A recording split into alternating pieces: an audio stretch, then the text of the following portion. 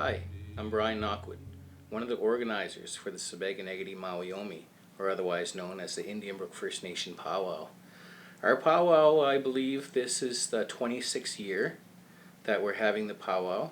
Our first was in 1991. It was organized by one of the band members here, Sarah Michael, at the time, and her partner was Kevin Sack. They had the first traditional Mawiomi. It was actually very handy, if not in the same location, the grounds that are now. And this year's Mawiomi, it's going to be awesome. What's going to make it so awesome is that we're building a brand new powwow arbor, and it's a huge arbor. And as far as that I know, it's probably one of the biggest this side of Ontario.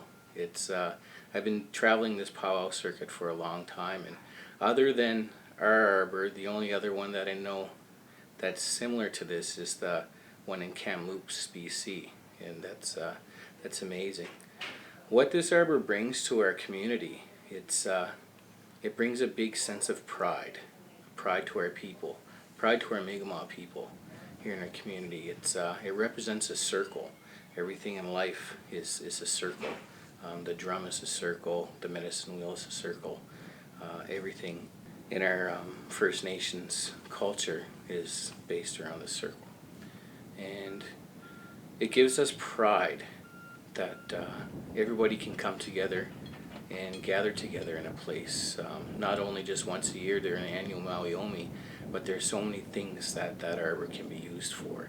It can be used for ceremonies, it can be used as a teaching tool to the kids at the school, it can be used for such things as weddings or things like that, or if anybody wants to do any ceremonies, there will be a sacred fire pit there that'll be permanent as well. It's made out of Douglas fir, which they had to bring in because of the size of the structure. They weren't able to get any local timber to be able to handle that. To see where gatherings and powwows have came from in the past 26 years in our community, from when we first started to an arbor that was made of alder, I believe at the time, to something what it is now. You had a handful of people that followed the traditional and powwow ways back then. Compared to now, there's so many kids that are dancing, so many kids out there in regalias that are smiling, and it really means a lot to have a place for them to go and dance.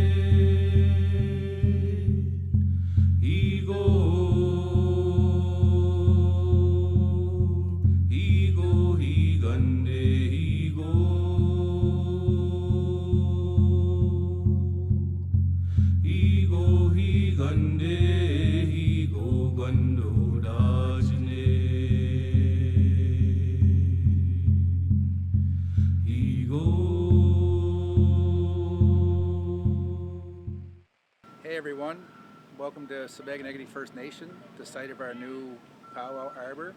We're hoping to have it up and running for our annual powwow coming in later on in July. This powwow arbor has huge significance on bringing the cultural aspects back to our community. Hoping to reteach our language to the young kids and keep our cultural strong. This arbor is going to be used for many events in our community for many years to come. I'd like to thank the funders, MK, and the government for making this possible for our community to have. And a big thank you to the powwow committee for assuring that our powwow arbor was properly designed and brought it home to the community. Thank you.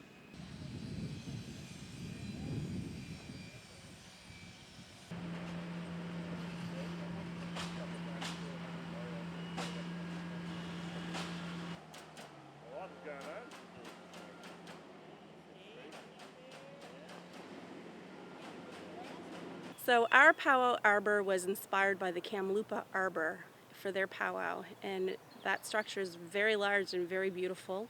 Obviously we couldn't make it that huge here on the East Coast because Mawiomi is just really getting started. So we wanted to build a structure that was a bit larger than what we had, and that will be here for 50 to 100 years out. So we're sustaining culture in our community for 50 to 100 years, and that's going to be long after I pass, which is really beautiful. My hopes for our community, for our youth specifically, is that they are going to learn from working with our committee, working with our elders, and being part of that circle, that dancing circle, because when you're in that circle, you're committed, you're living a life free of drugs and alcohol, and that's something that we really need to see. We need to sustain our culture, and we need to sustain it in our children, and so having our children in that circle is going to see what we're going to do with our future.